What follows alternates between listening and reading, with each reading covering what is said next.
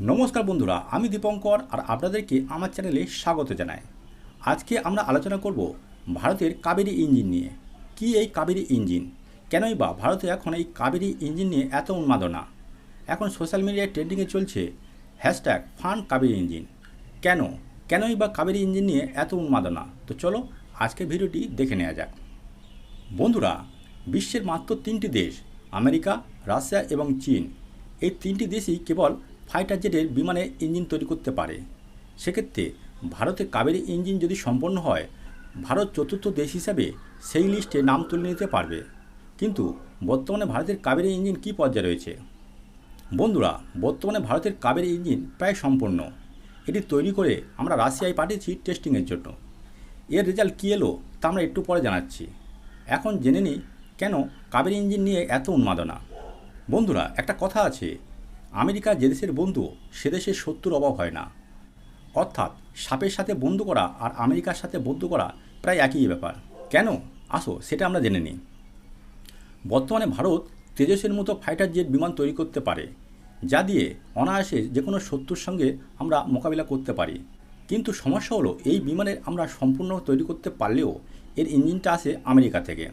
কিন্তু ওই আমেরিকার সাথে বন্ধু আর সাপের সাথে বন্ধু একই ব্যাপার। কারণ ভারত যদি আমেরিকার কথা মতো না চলে, তখন আমেরিকা এই বিমানে জেট ইঞ্জিন দেওয়া বন্ধ করে দেয়। তখন ভারতের তেজসের মতো প্রকল্পগুলি বন্ধ হয়ে যায়। তাই আমাদের প্রয়োজন আমাদের নিজস্ব জেট ইঞ্জিন, যেটি কাবেরী ইঞ্জিন।